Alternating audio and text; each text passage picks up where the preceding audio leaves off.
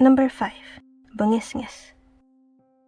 A lot of you must know about Cyclops. I mean, the Cyclops from Greek mythology. You know, the one-eyed giant that has brute strength and power. So why am I talking about the Cyclops? This is because the Bungisngis looks just like the Cyclops. So from stories, it seems that the Bungisngis were not bad creatures, but it does have a scary appearance. Imagine a one-eyed giant that has large teeth with 2 long tusks that are protruding from either side of its large mouth, that shutting its mouth was nearly impossible, making it have a permanent frown.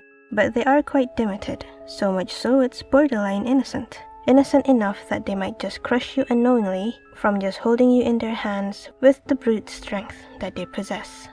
The word Bungisngis means something along the lines of giggle or laugh, and the creature is apparently described to always be laughing.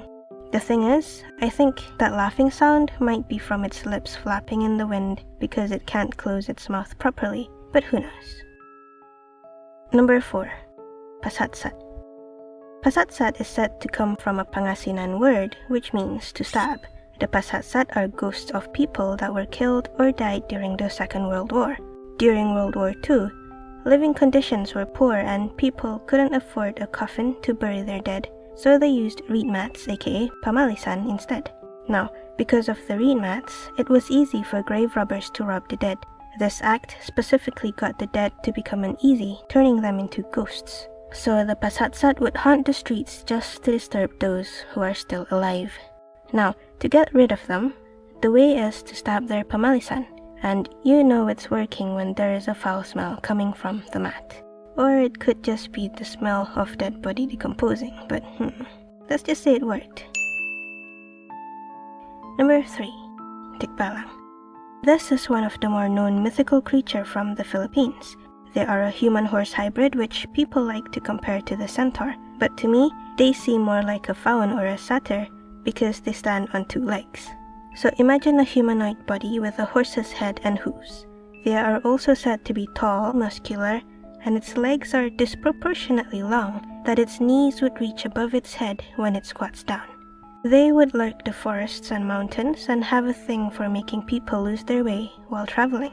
They have mystical powers to make the traveler to return to a single point, no matter how far they go or whichever way they went. So it's a bit like the kapre as talked about in my other Filipino folklore video.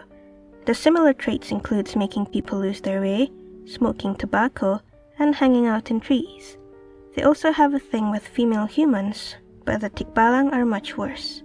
Rather than stalking the girl from afar like the kapre, the Tikbalang would attack and rape the girl they like for the sake of reproducing.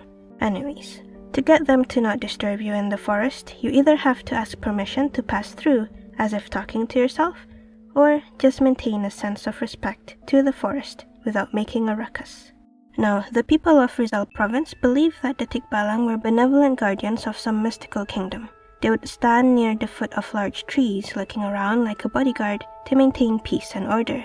Also, there's apparently a way to make a Tikbalang into your servant, and that is by plucking 3 of its golden hair. The only problem with this statement is that the Tikbalang are big, strong creatures, and there is only a few of the golden hair on one Tikbalang. Number 2. Kumakatok. Imagine it's the middle of the night. You're in your bed just about to sleep.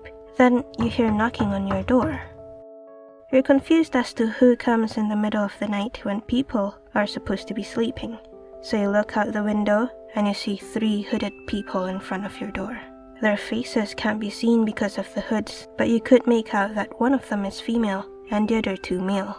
Hesitating to open the door, you get your phone and started to dial for the police, but then you notice them turn around, walked away, and disappeared into the distance. The trio knocking on your door is the Kumakatok. But why are they scary? Well, apparently, they are a bit like the banshee from the Irish folklore, which means if they are around, someone will die, especially someone from the household that was targeted. Number 1. White Lady or Capirosa. We always hear of female ghosts with long black hair that wears white in most cultures around the world. The Philippines have them as well. They're called Capirosa, the spirits of women who died because of unjust circumstances such as suicide because of betrayal or those who were raped and killed, almost the same as a Pontianak in Malay cultures. Anyways, the Capirosa would linger around the area of their death, just waiting there, as if waiting to get revenge. Thus, the areas of their sightings are usually desolate places such as empty buildings, forests, alleys, or on cliffs. There is one Capirosa that is said to be sighted in Quezon City, and it's believed to be the spirit of a young woman who was raped and killed by 2 Japanese soldiers during World War II. Now, these Capirosa are never the type to bare their teeth or start an attack. At least if it has, no one ever survived to tell the tale. Even so, the Capirosa is known to cause quite a few car accidents. They apparently like to appear suddenly and use that shock factor to startle drivers at night. Sometimes they would appear in the middle of the road. Sometimes you could feel a thud outside, while the creepiest one of all is when they suddenly appear in the back seat without saying anything. I've heard a story from a friend of mine about his journey home from work. He was alone in the car, and it was in the middle of the night. On his journey, he felt a sudden weight shift in the car.